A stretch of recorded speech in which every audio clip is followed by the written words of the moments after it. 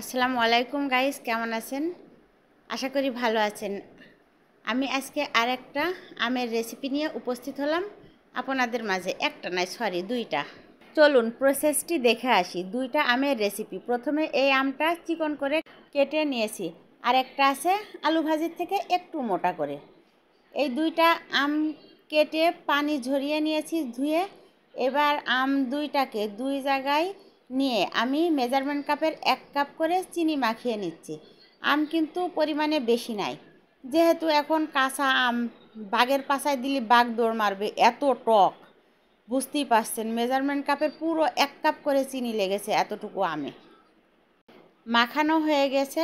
এবার আম সাইড করে রেখে দিব। ফ্রাই প্যানে 2 টেবিল চামচের মতো তেল দিয়ে দিয়েছি, সরিষার তেল। আর 3 কোয়া কুচি করে রসুন দিয়েছি।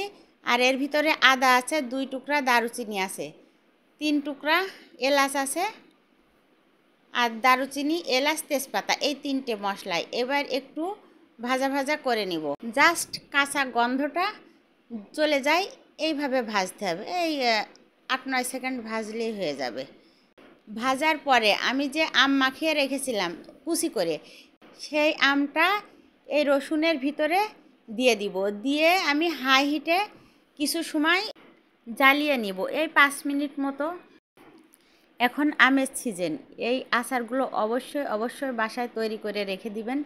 এই আচারগুলোয় কিন্তু তেলের পরিমাণ খুবই কম লাগবে, আর একটু মিষ্টি আম নিলে চিনির পরিমাণটাও কম লাগবে, সব কিছুই কম লাগবে এই আচারগুলোয়।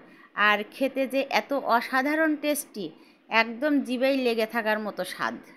আমি এখানে দিচ্ছি 1 চা চামচ চিলি ফ্লেক্স আর 1 চা চামচ হলুদ গুঁড়া। তাছাড়া আর কিছুই দিব না। আর পানি যখন শুকিয়ে যাবে তখন স্বাদ মতো লবণ দিয়ে দিব। এই আচারটা কিন্তু তৈরি করে টেবিলে রেখে দিলে কিন্তু সাবধান, বাচ্চারা বলেন বড়রা বলেন সবই খেয়ে নিমিষেই শেষ করে দিবে। এদিকে আমি মশলাটা ভেজে নিই। কালো জিরা আছে 1 চা চামচ, মেথি আছে 1 চা চামচ, আর মৌরি আছে 2 টেবিল চামচ, ধনিয়া আছে 1 টেবিল চামচ। এগুলো এবার একটু ভালোভাবে টেলে নিয়ে আমি ঠান্ডা করে ব্লেন্ডারে গুঁড়া করে নিব। এই আধ ভাঙা ধরেন। আমার কিন্তু মশলা এতগুলো লাগবে না, আমি একসাথে 4টা আচারের রেসিপি করছি তো, এই জন্যে একসাথে বেশি করে গুঁড়া করে নিলাম। এই যে পানিটা শুকিয়ে গিয়েছে, এর ভিতরে আমি পুরো 1 থেকে 1.5 চা চামচ মশলা দিয়ে দিচ্ছি। মশলা দিয়ে ভালোভাবে নাড়াচাড়া করে ভালোভাবে আচারের সাথে মিশিয়ে নিতে হবে। দেখবেন একটা সুন্দর গ্লেসি কালার এসে যাবে। ঠিক সেই মুহূর্তে আচারটা নামিয়ে নিতে হবে। আমি এখানে 1 টেবিল চামচ সিরকা দিয়েছি বা ভিনেগার দিয়ে আর একটু ভালোভাবে নাড়াচাড়া করে এবার আচারটা আমার নামিয়ে নিতে হবে। আচারটা এবার আমার হয়ে গেছে, দেখতেই পাচ্ছেন কালারটা কত সুন্দর আসছে। দেখে হয়তো আপনাদের লোভ হতে পারে, কিছুই করার নেই। আপনারা একটু প্লিজ কষ্ট করে তৈরি করে খাবেন, দেখবেন খুবই সুস্বাদু, জিভেই লেগে থাকার মতো স্বাদ। টক মিষ্টি ঝাল আপনারা একটু চেখে দেখে ঠিক করে দিবেন। এগুলো কিন্তু ঠিক না হলে আচার খেতে ভালো লাগবে না, প্লিজ। আচারটা এবার নামিয়ে নিচ্ছি। দেখতেই পাচ্ছেন কত সুন্দর কালার, ওয়াও। আমি একই ফ্রাই প্যানের ভিতরে আরেকটি আচারও ঢেলে দিচ্ছি। এইগুলো চিকন করে লম্বা করে কাটা, এই 1 ইঞ্চি চওড়া, এরকম লম্বা মোটা সাইজে। দেখতেই পাচ্ছেন এগুলো কিন্তু ভাঙবে না, একদম এরকম আস্ত সুন্দর হয়ে থাকবে।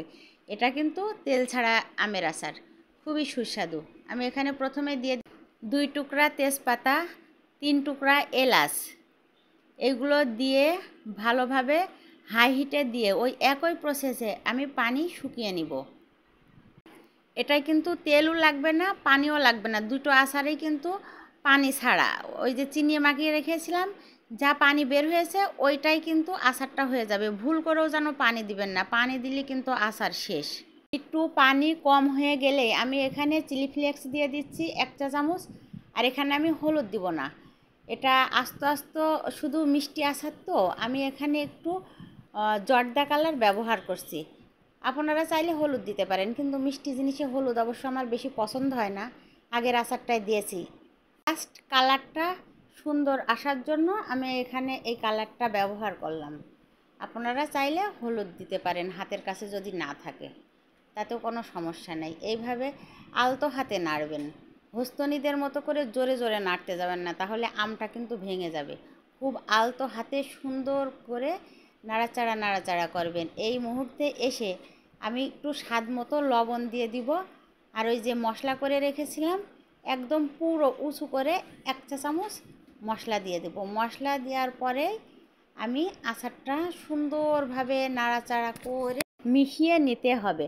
আপনারা অবশ্যই এই 2টা আচার কিন্তু বাসায় ট্রাই করবেন। এখন আমের সিজন, আম ফুরিয়ে যাওয়ার আগেই অনেক করে ফ্রিজে রেখে দিবেন বা বাইরে রেখে দিতে পারেন। আমি অবশ্য বাইরে রাখি না, আমি তো 15 থেকে 20 কেজি আমের আচার করি সারা বছর খাওয়ার জন্য। আমি একদম বড় বক্স ভরে ডিপে রেখে দিই। খাওয়ার জন্য যেগুলো রাখি বাইরে সেগুলো নর্মালে রাখি, আর সারা বছর খাওয়ার জন্য সেগুলো বড় বক্সে ভরে ডিপে রেখে দিই।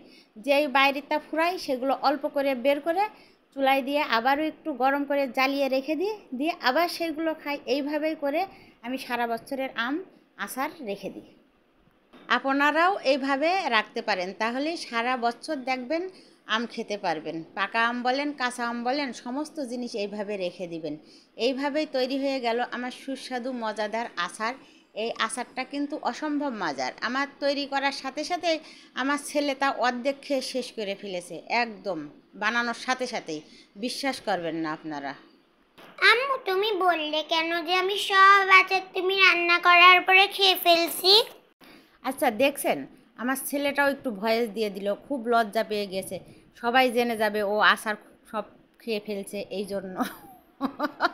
এইভাবেই তৈরি হয়ে গেল আমার 2টা আচারের রেসিপি। আমার এই রেসিপিগুলো যদি ভালো লেগে থাকে আমার ইউটিউব চ্যানেলটি সাবস্ক্রাইব করে পাশে থাকবেন, আর ফেসবুক পেজটি লাইক ফলো দিবেন। আবারও ফিরে আসবো নতুন কোনো রেসিপি নিয়ে। সে পর্যন্ত ভালো থাকবেন, সুস্থ থাকবেন। আল্লাহ হাফেজ।